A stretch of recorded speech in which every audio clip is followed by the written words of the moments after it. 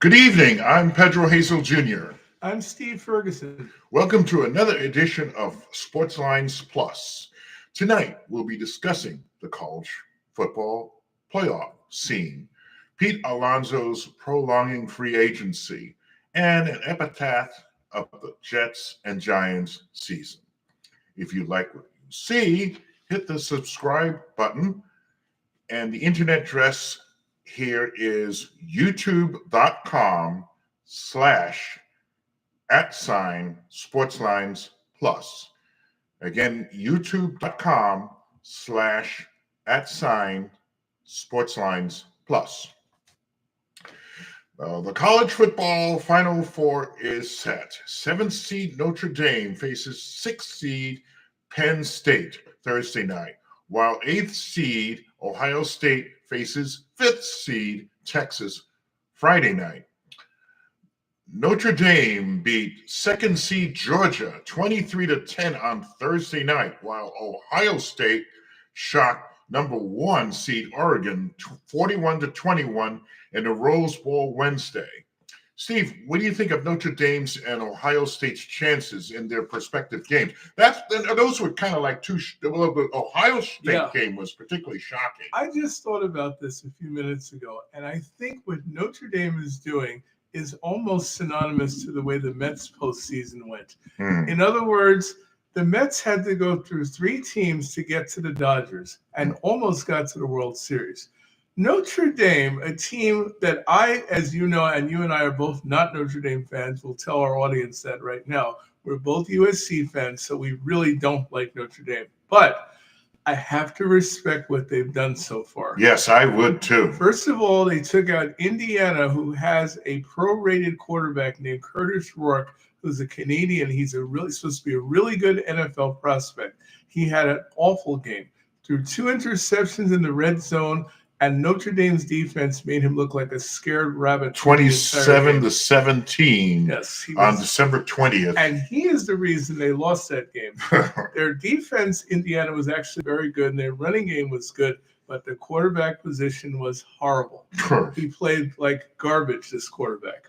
Secondly, for them to beat Georgia is a miracle. Georgia came in ranked number 2, but Carson Beck, their quarterback, who is an NFL prospect and did not play that game because he was preparing for the draft, that may have had some influence on the way that game went. So in other words, they were not playing Georgia's best quarterback. It was probably their 2nd or 3rd string. I see. So in fairness to them, they have gotten by some very tough teams so far. I don't know if they can get through Penn State, but I've heard their record against them in their history is 9-9-1.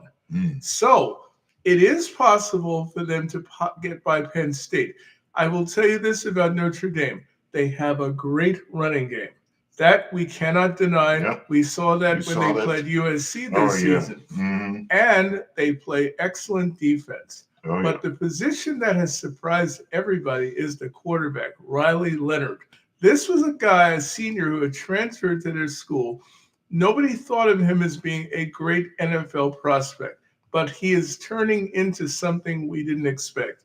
He's a great runner, and his throwing ability seems to have improved at the right time.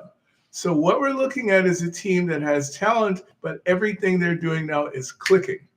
And the Mets went through a similar stretch. If you remember, we played Atlanta the last game of the season, a game we had to win. We came back in the 9th inning and won that game.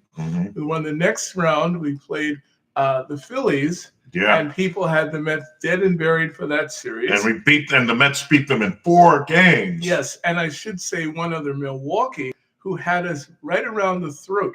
On the road, you and I went to that launch party game, and Pete Alonzo, who we're going to talk about shortly, also had an amazing home run off Milwaukee's ace closer, who's now with the Yankees, ironically, Devin Williams. So we could be seeing a Notre Dame team that nobody thought was this good possibly get by Penn State. I don't know if they're ready for a national championship, but I think this is a team that's scary because we didn't ever think they were going to be this good. As for Ohio State, what they did with Oregon is amazing. Oregon beat them earlier this year, 30-31. But that team that Oregon showed the other night was nowhere near as good as this. Mm-hmm. They played a lousy game. Ohio State dominated them in every phase of the game. Their quarterback, Howard, played a terrific game. Their running game was good. Their defense was good. Oregon couldn't do anything at all playing Ohio State. So Ohio State is another one of those teams that seems to fold under pressure, as we remember the Michigan game earlier. Oh, yeah. Oh, yeah. And the deal was, they said that if Ryan Day, the coach of Ohio State, doesn't win a championship now, he's going to be fired. Maybe the kids of Ohio State heard that and said, we don't want that to happen. We're going to play our hearts and souls for this guy. And they have. So now they are playing Texas, and Texas just barely got by Arizona State. Yes. Arizona State, I remember I was watched the second half of this game. They were trailing 24-8. Thought no way in hell were they going to come back. Guess what? They tied the game at 24. Texas's field goal kicker, their star field goal kicker, missed not one, but 2 field goals near the end of the game. The game went to overtime, and they beat Arizona State 38-31. Actually, 39-31. 39-31. In 2 overtimes. In 2 overtimes. 2 overtimes. So what does that tell me about Texas? They may be more shaky than we think. And I think Ohio State may have a chance to beat them also. And I have to say, as much as I don't like Notre Dame, I can see an upset coming with Penn State. It's very possible. Very Extremely possible. Now, has yet to sign for a team since he is, meanwhile, he continues to be on the market. That's strange. Anyway, he and the Mets are far apart as far as years and money are concerned. Pete wants at least 7 years, but it appears that he won't get that 7 years, or at least the $200 million he's asking for, because very few teams are going to pay that, are willing to pay that amount of money for him, even though he batted .240 this season. Right. But 34 home runs. 34 home runs. However, I read that the Mets have offered, this is I read somewhere, that the Mets have they upped their offer to $130 million for 5 years. Now, do you think Pete will be a Met next season? I really don't know. I mean, we do know that the Angels are showing signs of interest. And remember, this Angel team, while they have not been in the playoffs since 2014, has Mike Trout. 2014? That's right. They lost to Kansas City. They have been out of the playoff picture for 10 years. And they've had some really good players. They had Ohtani. Of course, he's with the Dodgers, and they won a championship. They still have Trout. Anthony Rendon was completely awful last year, a complete bust. Did not hit a home run last year for the Angels. Batted 178. This is a player. Pujols retired. And Pujols retired.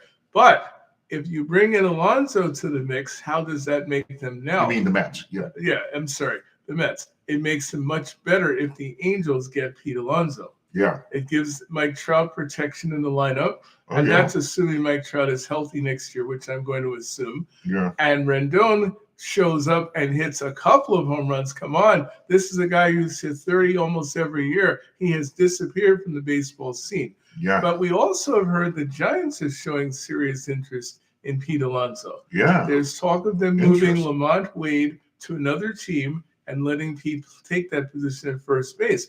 Now, that's a team that has Matt Chapman, and they also signed Willy Adames. And people should know Willy Adames hit over 30 home runs with the Brewers. Mm-hmm. So you're looking at a team, if they get Pete Alonzo, Chapman hit 26, that the three of them could probably hit 90 home runs as a group.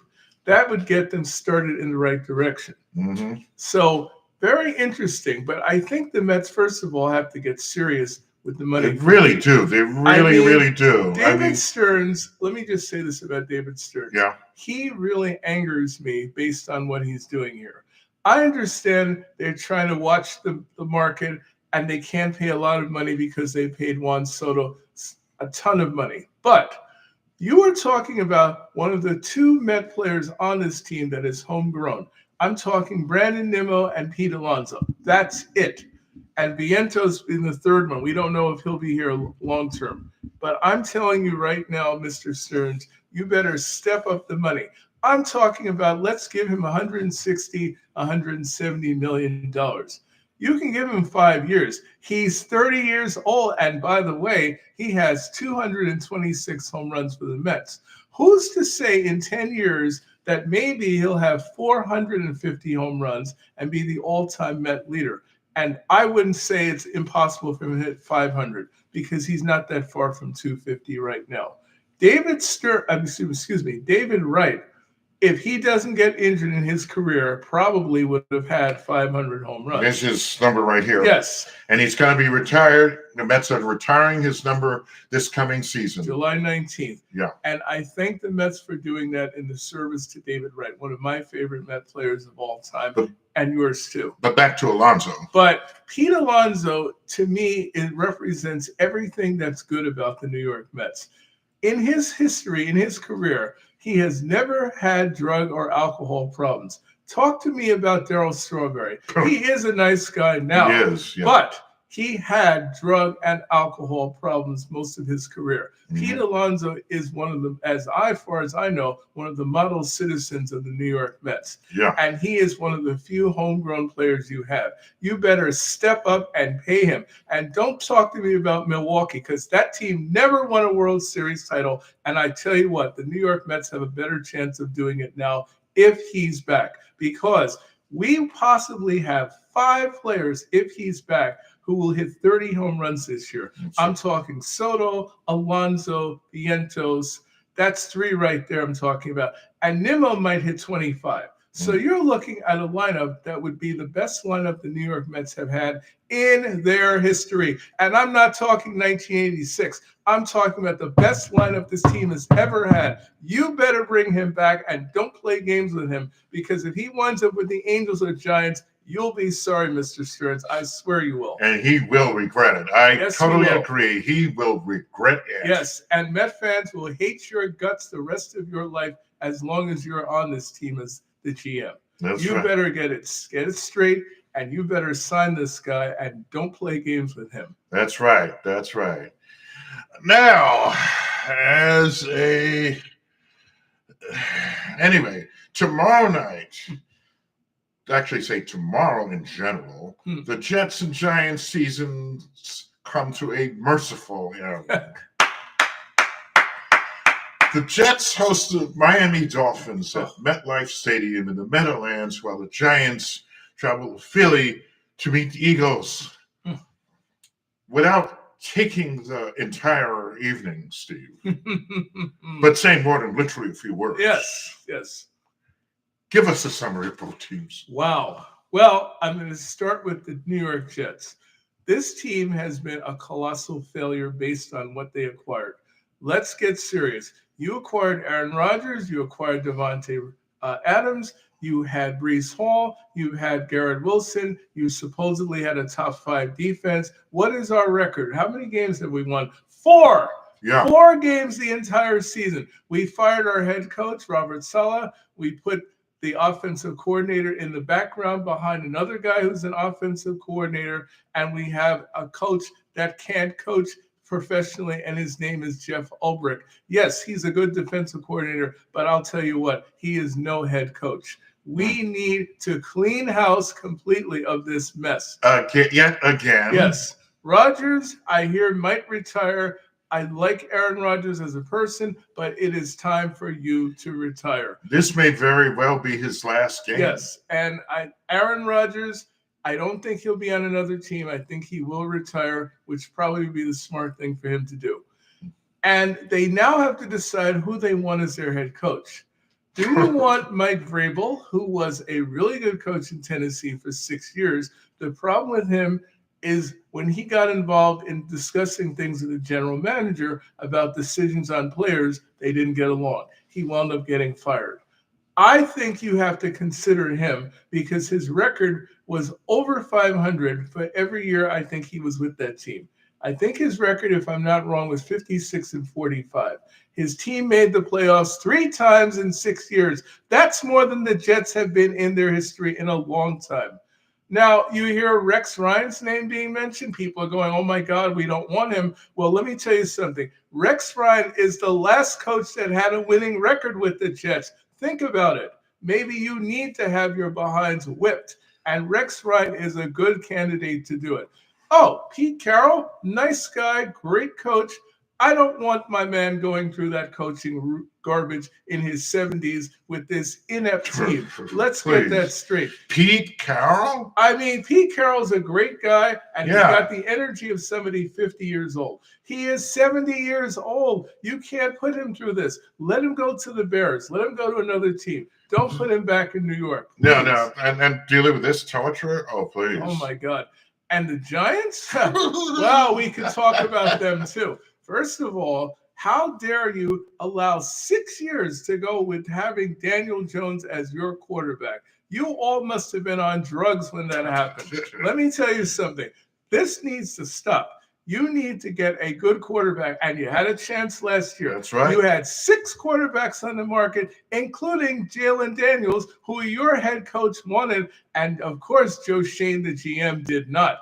And your owner, Mara, said, oh, I'll lose sleep if Saquon Barkley is gone. Guess what? You've got lots of sleepless nights for years, buddy, because he's gone. And by the way, you are facing a man who had 2,000 yards of running this year. Does anybody on your team have that? They do not. Nowhere close. Nowhere close. Let me tell you what that team needs. You need to get rid of the GM and the coach. And if you could get rid of the owner, I would do that on both of these teams. But the other thing you need to do, now that there are at least 2 good quarterbacks on the market, Shakur Sanders of Colorado and Ward, who plays for Miami, you'd better draft one of them and no excuses. You better get the best one you can find on that market, and you better rebuild this team. Don't talk to me about Neighbors. You gave him an award the minute he walked through the door. Okay. He's a good wide receiver. You have a decent running back in Tracy, but that's all you have. You need lots of help. You need defensive help. You need offensive help. You need a different head coach, and you need a different general manager. And I would tell both of these teams tomorrow, you need to get rid of your GMs and start over, because neither one of you know what the hell you're doing. Yeah. Go tell him, Steve. Indeed. The Giants really need a lot of help. And they just won their 3rd game this year recently. Oh, Lord. 3-13. 3-13. Damn. I mean, they were this close to having their worst record of their history ever. Yeah. And possibly screwing up their number 1 draft, the chances of getting number 1. But again, as they say, getting on a little tangent here, you play to win the game. Yes. You don't play to lose. You don't, because a lot of people say, well, why don't they just lose? And, they get the number 1 draft pick. But just because number 1 draft pick doesn't automatically mean he's going to be a star. And let me also tell you something. Both of these teams are inept when it comes to doing their homework to find talent. How do I know that? I'll give you an example. Stephon Diggs, who's a star player for the Houston Texans and came out of college, was a 5th-round pick that was drafted by the Vikings. He's a borderline Hall of Famer now. You know why? Because teams like that do their homework. Brock Purdy was a 7th-round pick, next to last in the draft. He's a star. You have to do your homework. And if I were running those scouting teams, I would send them all over the country, and I'd tell them, I want reports on the West Coast, the East Coast, the Midwest, and down South. And I want you to go to every college you can go to and search out talent, because neither one of you know how to find it. Yeah, you and I could probably do a better job. I think we could. Look, Zach Wilson was your quarterback a few years ago. Give me a break. 2nd pick in the draft. Who did he play? He didn't play anybody. That was so stupid. Now he's with Denver, and guess what? He doesn't even start for them. He's the backup to a rookie quarterback named Bo Nix, a rookie. So that tells you how bad he is. But I will tell you, though, with the Jets, here's something. 2 quarterbacks that the Jets have played for them, well, at least one of them, Geno Smith. He's doing very well in Seattle, which tells you, which is which goes to going to a point saying that the Jets don't know how to pick. Maybe they do pick talent, but they don't have the circumstances. Oh, the one that you're probably thinking of, who might be a free agent, is Sam Darnold. Sam Darnold.